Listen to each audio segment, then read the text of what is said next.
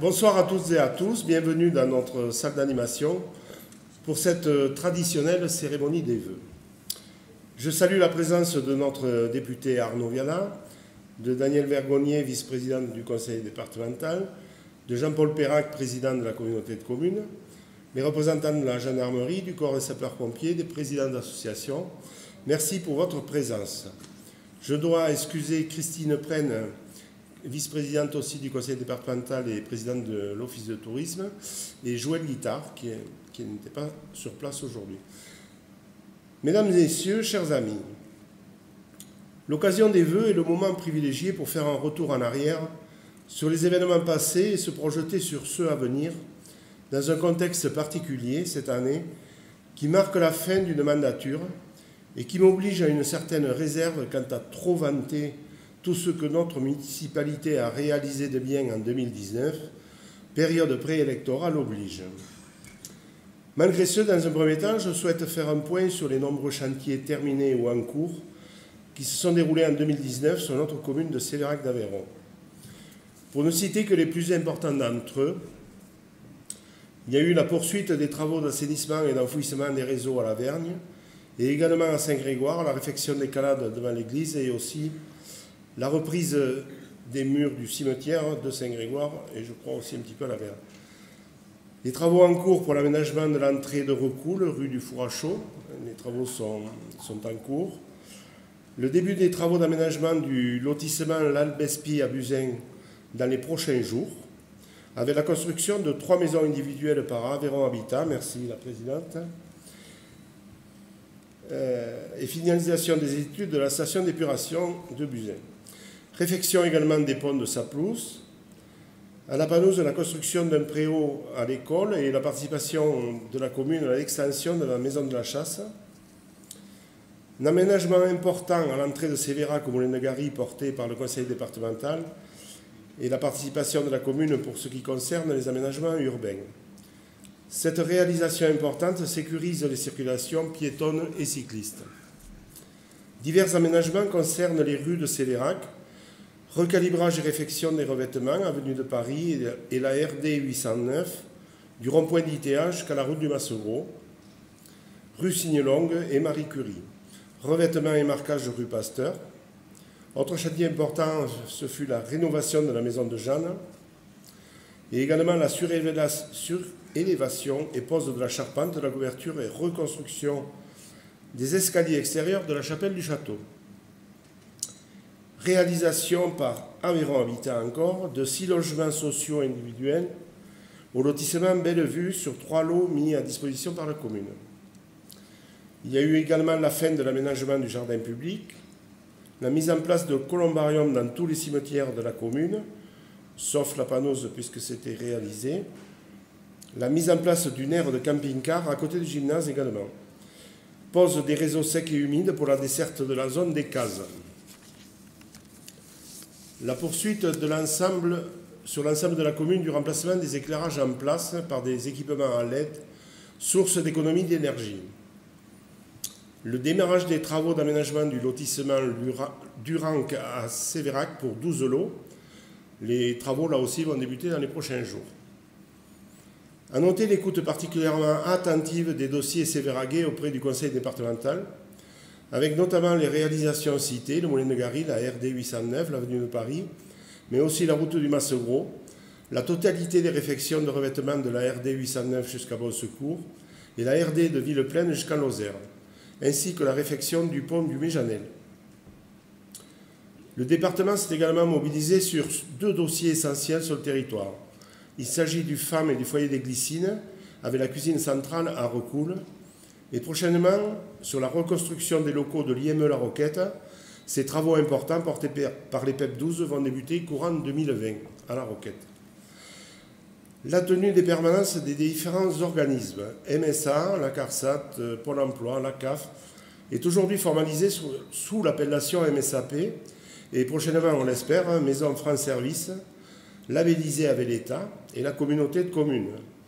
Le siège de la MSAP se situe rue des Douves, dans les locaux de l'ancienne mairie, et rencontre un réel succès grâce à l'implication des bénévoles et des employés de familles rurales. La réflexion sur le foyer intergénérationnel du jardin public pour 12 appartements se termine là aussi avec Aveyron Habitat. Et nous arrivons à la phase de dépôt de permis de construire. Marie-Claire, on n'aura pas tout à fait fini avec le mandat. Également, le nouveau site officiel de la mairie est opérationnel et va pouvoir répondre aux attentes de tous ceux qui souhaitent obtenir des renseignements pratiques sur les services municipaux. Ce site plus moderne, plus accessible, est désormais mieux structuré et plus convivial.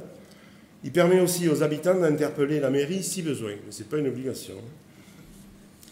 Je voudrais profiter de ce moment pour remercier très chaleureusement tous les nombreux bénévoles qui permettent à chacun de pouvoir pratiquer un sport, un loisir, une activité de mieux vivre ensemble, grâce à ce milieu associatif tellement essentiel pour partager les moments précieux de loisirs, mais aussi d'aide et de soutien à la personne. Je me dois de souligner en particulier le rôle indispensable, mais tellement contraignant dans l'engagement de nos sapeurs-pompiers, et qui ont besoin de tout notre soutien et de nos encouragements pour leur mission délicate. Je voudrais saluer les actions de notre chef de centre, Franck Chauchard, qui est parmi nous, et ses adjoints qui ont impulsé une politique volontariste de recrutement qui porte ses fruits, puisque de nombreux volontaires ont ou vont intégrer le centre, et je m'en félicite. Je me félicite également de l'implication de notre député Arnaud Viala sur ce sujet, entre autres. L'amicale, sous la présidence de Julien, joue également son rôle de fédérateur, tellement essentiel pour l'esprit de corps. Merci à eux. Je tiens également à souhaiter la bienvenue aux nouveaux arrivants, nouveaux habitants, et aussi en particulier à ceux qui ont fait le choix de s'installer ici pour travailler.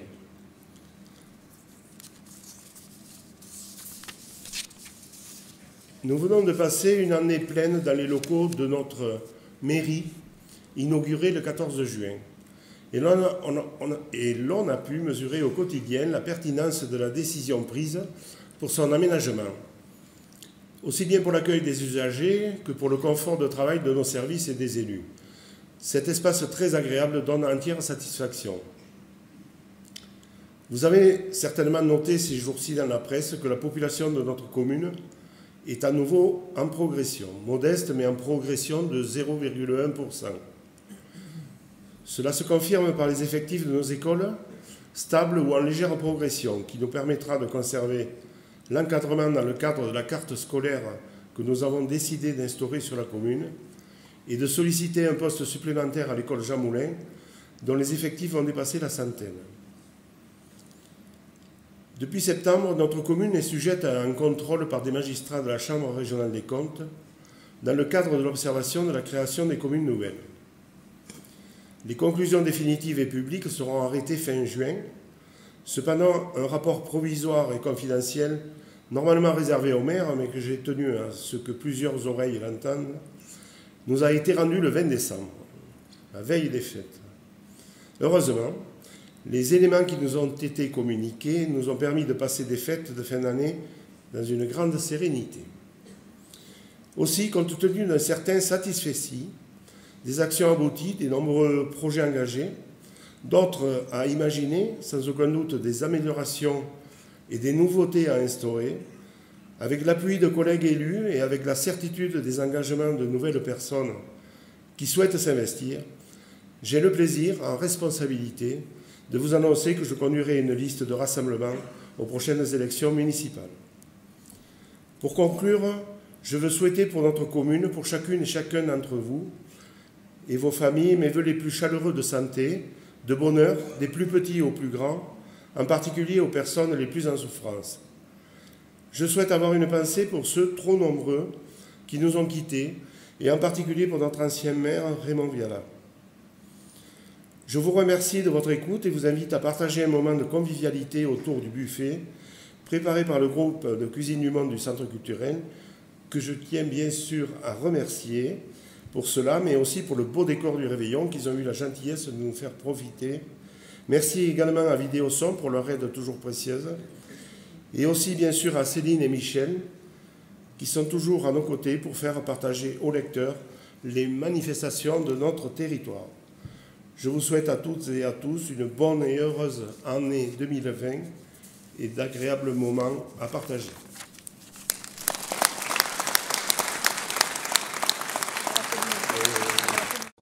Merci Camille de me donner la parole. Donc, en fait, j'ai toujours quelques mots sous la main parce que c'est intéressant en début d'année de regarder un petit peu le chemin parcouru. Et là, je vais intervenir bien sûr en tant que président d'un comité de communes et bien sûr saluer le député Arnaud Viala, le vice-président du conseil départemental Daniel, Camille Galibert, les maires délégués, les maires des communes déléguées, les conseillers municipaux, conseillers communautaires, les autorités civiles et religieuses, comme il se doit de le dire, les présidents d'associations.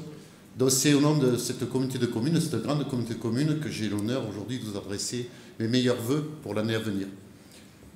L'année 2020, ça va être une année de renouvellement des élus municipaux. J'espère que vous serez nombreux. Alors, j'ai bien acté la candidature de Camille. Ce n'est pas pour moi une grande surprise, mais voilà, il vaut mieux. Au moins, c'est dit, et puis tout le monde peut se mettre en route.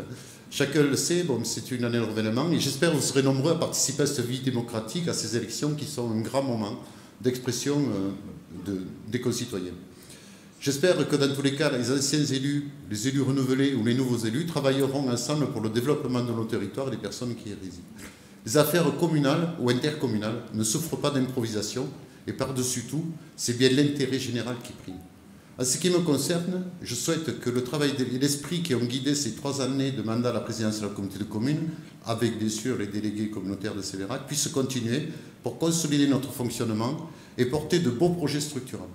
La communauté de communes se doit d'avoir une vision à long terme. Les élus doivent se poser la question, que souhaitons-nous que devienne notre territoire demain et après-demain? Notre communauté de communes est particulière car elle compte 3 bourgs-centres. Les Sacs, Sévérac, Saint-Geniès. Chacun avec ses spécificités, mais ensemble, grâce à leur complémentarité, ils constituent un formidable potentiel. Le tourisme, la santé, l'agriculture, l'économie, les loisirs de pleine nature, les paysages font partie de la mosaïque de notre interco. Sachons les préserver et les développer. Cette fusion, en 2017, nous a été imposée, c'est un fait, mais on ne va pas refaire l'histoire. Le but est maintenant de travailler ensemble pour satisfaire notre population, pour conserver le bien vivre ensemble dans notre région et attirer de nouveaux habitants. Chaque territoire a ses atouts et les réunir sera la force de la réussite et la réussite de cette nouvelle communauté de communes. Concernant plus particulièrement Sévérac d'Aveyron, grâce à l'impulsion des élus, Sévérac a su se valoriser, se dynamiser pour devenir une belle cité. La création de la commune nouvelle, avec des communes limitrophes, a été une décision politique courageuse. Je suis bien placé pour le savoir, puisqu'on en a fait une aussi. Les maires et les élus des 5 communes peuvent témoigner des difficultés qu'ils ont dû affronter. Certains projets n'ont été possibles que grâce à la solidarité entre les communes historiques. J'ai eu l'occasion de participer aux travaux du groupe de réflexion sur l'avenir de la cité historique de Sévérac-le-Château. C'était organisé par la municipalité. Et là, je voulais remercier Camille Galibert, votre maire, pour cette initiative. Lors de la conclusion du groupe de travail, plusieurs pistes ont été explorées. Et ce qui m'a le plus impressionné, c'est la réflexion collective. C'est une preuve, s'il fallait le démontrer, que personne seul ne détient la vérité, mais qu'ensemble, on est plus intelligent. Le commerce des bourgs-centres, ce n'est pas spécifique à Sévérac d'Aveyron, souffre d'une concurrence exacerbée par le commerce en ligne. Ensemble, vous avez déjà tracé des pistes pour redonner une dynamique commerciale au bourg-centre. J'ai également participé au débat qui ont secoué la couverture médicale de notre territoire et de votre territoire. C'est une préoccupation quotidienne des élus, et même si cela n'est pas dans les compétences historiques des collectivités, l'offre de soins à tous les concitoyens est un enjeu majeur. Concernant le tourisme, vous avez su conserver et revaloriser le patrimoine historique. Beaucoup d'hébergements, beaucoup de produits touristiques ont été créés. Concernant la communauté de communes, nous avons travaillé sur le lac de la Cisba et la mise en place de produits pêche, ainsi le panel de l'offre touristique s'élargit. L'attractivité de nos territoires est un défi démographique de demain. Comment attirer et faire vivre une population à l'année, retenir les jeunes? Il faut être les meilleurs, car la problématique est partout. La communauté de communes s'est saisie également de ces problématiques et a décidé l'octroi d'aides spécifiques envers les entreprises, les entrepreneurs, vers la reconquête de l'habitat ancien ou dégradé. Et à travers le veille de notre développeur territorial, nous pouvons contribuer efficacement à dynamiser les secteurs de l'économie et de l'habitat. Dans le domaine du sport, des loisirs, dans ceux de la culture, de l'environnement, de l'économie, de la petite enfance, la communauté de communes a à cœur de soutenir les projets portés par vos conseillers communautaires. les vestiaires à la Panouse, la déchetterie à Sévérac, l'aménagement de l'espace coworking, le centre de loisirs, l'association Famille Rurale et la maison France Service bientôt, le soutien à la culture avec la participation à la classe à horaire aménagé musique au collège, la mise en place de zones de tri sélectif, les zones d'activité, tout ça, ça vous a été déjà expliqué. La liste serait longue à énumérer, mais à travers ces actions, nous voyons le rôle indispensable de cette collectivité à côté des communes.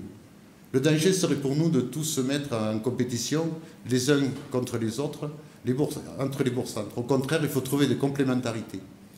L'attachement à son lieu de vie, à son lieu de naissance est légitime, mais s'unir, ce n'est en aucun cas renier ses origines, son attachement à son village et sa commune. La communauté de communes assure ses compétences, le tourisme, le sport, l'économie. Ce n'est pas qu'un tireur-caisse, elle est facilitatrice de projets et c'est ensemble qu'il nous faut les porter par une relation de confiance et d'échange avec les municipalités. Pour les plus petites communes de notre communauté commune, il est nécessaire de faire jouer la solidarité. Cela fait partie d'une proposition que j'ai faite au Conseil communautaire. Les bourgs-centres seront forts si les communes autour conservent une dynamique et les petites communes seront préservées si les bourgs-centres sont attractifs. C'est une question de survie pour nos territoires.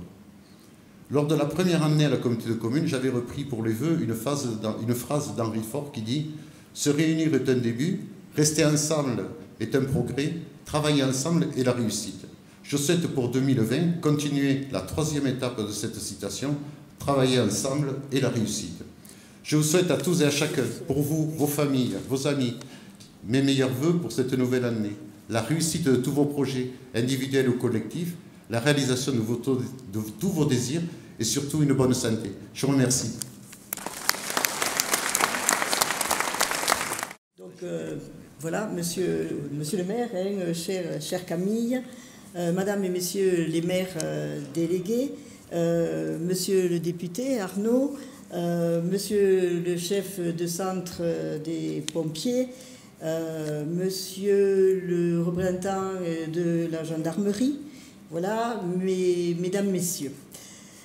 Alors, c'est toujours avec beaucoup de plaisir et ravi d'être à vos côtés en ce début de l'année 2020 pour partager ce moment de convivialité qui permet bien évidemment à monsieur le maire de faire le bilan de l'année écoulée et de se projeter vers un avenir que l'on sait parfois plein de surprises et également de découvertes. Sévérac d'Aveyron, commune moderne, avant-gardiste dans ses projets, tournée résolument vers un avenir prometteur, répond aux souhaits du département avec une politique territoriale dynamique et évidemment qui est en plein essor. La collectivité départementale, très attentive aux divers et nombreux projets qui émergent de cette commune, on l'a vu, on l'a entendu, pour ce qui est passé, mais ce qui est en cours et qui va arriver, tant en matière d'économie, d'habitat, d'agriculture, de tourisme, d'artisanat, également accompagné par les associations. Voilà, le département porte donc une attention toute particulière à l'accompagnement financier des divers projets que vous avez donc entendu énumérer tout à l'heure. Donc tous les programmes, bien évidemment, qui vont lui être présentés pour les années à venir seront accompagnés comme ils l'ont été jusqu'à présent, afin que non seulement ce soit des projets, mais qu'ensuite il y ait la réalisation. Donc là, je voudrais simplement confirmer que vous pouvez compter sur le conseil départemental pour être bien évidemment à vos côtés. Et donc, en cette période de vœux, je souhaite donc pleine réussite dans les projets communaux, intercommunaux également. Mais tous mes vœux également vont vers tous les habitants de Sévérac d'Aveyron et des environs, bien évidemment, et puis des vœux aussi plus personnels de santé, de joie, de bonheur. Bien évidemment, en souhaitant bon rétablissement également à tous ceux qui ne peuvent être ici ce soir et qui sont touchés qui sont dans la peine ou la souffrance, afin que cette année 2020 soit pour eux une source d'apaisement. Voilà, tout simplement, meilleurs vœux à chacun d'entre vous pour cette année 2020. Bon, bonsoir à toutes et à tous. Alors, j'ai un sourire parce que, comme beaucoup, j'espère, j'ai eu la chance d'avoir quelques petites journées de répit là autour des fêtes. Et puis Camille, cette première cérémonie de vœux de la grande, immense, du grand, immense territoire du Sud-Aveyron sonne la fin des vacances, de ce qui ressemblait un peu à quelques journées de vacances. Et en venant, je me disais, ça y est, le marathon démarre. En tout cas, merci, monsieur le maire, de cette cérémonie. Je crois que c'est important que de perpétuer ces traditions de convivialité, d'échange. Merci de m'y inviter et merci de m'y donner la parole.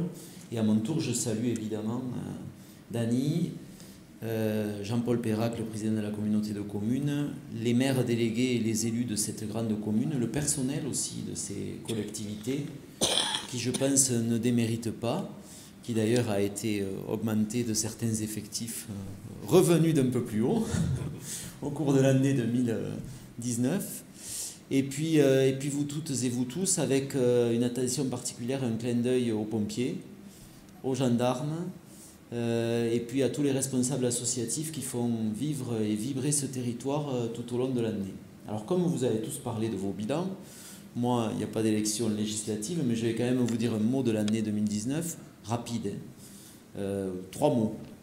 Une année de parlementaire s'est fait de beaucoup de frustration, parce que quand on est député d'un territoire rural, dans un groupe qui n'est pas dans la majorité, et dans un contexte qui est celui que vous connaissez, on ne gagne pas chaque fois, loin de là, et donc on s'habitue à être frustré. On s'habitue aussi à ne jamais céder au désespoir et à garder l'envie. Donc vous avez devant vous un député qui a encore envie, même s'il a été frustré. Deuxième aspect de la vie d'un député, c'est la préoccupation. Cette préoccupation, je me souviens de l'avoir évoquée l'an dernier ici, parce qu'il y avait le mouvement qu'on appelait des Gilets jaunes. Cette préoccupation, elle est à peu près identique en intensité aujourd'hui, avec cette crise qui nous frappe moins que les capitales, que les grandes métropoles, parce qu'on n'est pas sujet aux grèves des tramways, des métros, des trains un petit peu, mais moins qu'ailleurs. Mais en tout cas, on voit bien que la France va mal, que la France se fait du souci, que les Français ne sont pas satisfaits, et que regarder notre avenir, individuellement et collectivement, c'est quelque chose qui coûte et qui empêche que nous nous retrouvions. Et or, moi, je pense d'abord que ces réformes sont indispensables si on veut garantir pour le futur les solidarités et leur pérennité, et qu'il faut que nous arrivions à retrouver un lien entre nous qui nous permette non pas de tout accepter, parce qu'évidemment il faut débattre, mais en tout cas d'aller de l'avant. Et c'est vrai que c'est un sujet majeur de préoccupation pour moi, là où je suis, parce que vous m'avez permis d'y être. Et puis le troisième aspect quand même de la vie d'un parlementaire, c'est quelques satisfactions. Il y en a eu une, moi aussi, avant Noël, j'ai reçu un courrier. Un peu comme à Sévrac, pas le même. On a reçu un courrier de Madame la ministre de la Santé, qui était d'ailleurs issue d'une très longue période de travail entre les élus de Millau, Saint-Afrique, moi-même, les responsables hospitaliers, puisque vous savez que nous réfléchissons au devenir hospitalier de ce territoire. Et après beaucoup de pression exercée sur le gouvernement, nous avons obtenu la certitude qu'il y aura un hôpital neuf dans le Sud-Aveyron à brève échéance. Je le dis ici parce que ça a une importance capitale pour le maillage sanitaire du territoire, et j'y reviendrai ultérieurement. Je tiens à tout prix à ce que Sévrac et le Sévéraguais entrent en résonance avec cette dynamique, et que le wagon, on l'accroche derrière la locomotive. On va s'y atteler. Voilà, donc ça, ce sont mes 3 éléments de bilan. Après, j'ai écouté avec attention ce que Camille a relaté des 12 mois écoulés. Je crois d'ailleurs que la loi t'interdit d'en dire trop sur ce que tu feras l'année prochaine ou dans les 5 ans ou dans les 6 ans qui suivent, mais de rappeler ce qui a été fait, je pense que c'est quand même la moindre des choses. Et qu'un de ces moments importants dans beaucoup de domaines pour le Sévéraguais, pour moi, ne sont pas inconnus. J'avoue que quand je vais dans certaines cérémonies de vœux et que j'écoute le maire rapporter ce qui a été fait pendant les 12 mois écoulés, il y a des choses qui peuvent m'avoir échappé parce que je suis parfois plus éloigné géographiquement, parfois un peu moins souvent présent sur la commune. Ici, j'y viens souvent et j'y suis venu souvent, y compris d'ailleurs sans tambour ni trompette. Je me souviens d'une journée de fin d'été où nous avons parcouru les rues à la rencontre des commerçants temporaires là, de l'été pour voir un peu avec eux comment s'était passée la saison et voir aussi à quel point le dynamisme, l'attraction de ce cœur de ville là sont très très importants pour vous, pour Séverac d'Aveyron, pour le Sévéraguais, pour le sud Aveyron. Et tant d'autres moments comme ça que nous avons partagés. Et donc moi je tiens à vous féliciter de ce que vous faites, parce que le credo que nous partageons, c'est que rien n'arrive tout cuit, que globalement l'environnement législatif et réglementaire est assez hostile aux territoires comme les nôtres, parce que tout est pensé en France pour ce qui est grand, urbain, concentré, et donc tout est beaucoup moins adapté pour ce qui est plus petit, moins urbain et moins concentré. Ça, c'est mon combat de député, de faire en sorte qu'on reconsidère un peu le cadre et qu'on essaie d'adapter. Mais le deuxième credo qu'on partage aussi, c'est que quand on est conscient de ça, eh bien, il faut se retrousser les manches et se dire qu'on n'attend rien des autres et qu'on va tout chercher avec les dents. C'est ce qu'on fait, c'est ce que vous faites, c'est ce que vous faites main dans la main avec tous les étages de l'organisation administrative de la commune, des communes déléguées, en passant par la commune nouvelle, la communauté de communes, le conseil départemental et puis tous les autres dessus. Et sachez que vous m'avez eu à vos côtés en 2019, vous m'aurez à vos côtés en 2020 et après. Et puis la troisième chose que je veux vous dire, parce que Camille a ouvert une porte sur l'avenir en annonçant ici sa candidature à la tête d'une équipe dont j'ai compris qu'elle allait être à la fois expérimentée et renouvelée. C'est vrai qu'on aborde une année particulière, on aborde cette année d'élection. Plus que jamais, moi je crois que les communes sont le maillon essentiel de l'expression de la démocratie locale.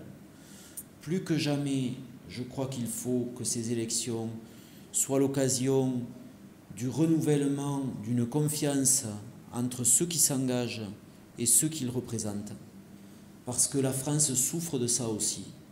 Et moi, je suis vraiment souvent triste de voir à quel point les Français ont de la défiance vis-à-vis de leurs élus. Heureusement, ils en ont moins pour les élus municipaux et pour les maires que pour les autres. Mais je crois qu'il faut restaurer cette confiance si on veut, ensemble, porter des projets et aller de l'avant. Et plus que jamais, je pense qu'ici, il y a des défis magnifiques à relever. L'an dernier, on avait sur la table le sujet des pompiers. C'est pas fini, mais grâce à l'engagement de tous, du chef de centre, du président de l'amicale, de tous ceux qui sont au centre de secours et ceux qui aiment le centre de secours, les entrepreneurs, etc., je crois qu'on a réussi à faire bouger les lignes. On va continuer de les faire bouger. On avait aussi sur la table le sujet médical. Et j'y reviens parce que j'ai évoqué l'hôpital. On a fait des avancées pendant l'année 2019. On a posé des jalons. Et aujourd'hui, on va franchir un cap parce que va se constituer ici un réseau de santé avec un animateur. Et on va avoir un point d'horizon qui est de faire en sorte que Séverac d'Aveyron soit une plaque tournante pour la sécurité sanitaire de la population de ce grand bassin. Et qu'à terme, on ait aussi une visibilité à travers peut-être une maison médicale ou en tout cas quelque chose qui rassemble les innombrables professionnels médicaux et paramédicaux de ce territoire qui le souhaitent, avec lesquels nous travaillons et qui ont envie d'être justement dans une dynamique qui les mette en lien étroit avec le territoire, mais aussi en lien avec le futur centre hospitalier sud-aveyronnais, le CHU de Montpellier, et qui donc permettent que partout, vous ayez l'assurance d'être pris en charge le mieux possible, quoi qu'il arrive au cours de l'existence. Moi, c'est un engagement que je prends devant vous. C'est un engagement fort qui est d'être aux côtés des élus de la commune pour porter ce dossier majeur et le faire avancer. Puis le dernier que je prends, parce que j'aime bien m'engager, puis l'année prochaine vous me demanderez des comptes, c'est, je vous ai toujours dit que c'est vrai qu'elle était cher à mon cœur, très cher à mon cœur. C'est toujours vrai. Et donc, dans les mois qui arrivent, je vais être autant présent qu'avant, peut-être même un peu plus. Merci beaucoup et bonne année à tous.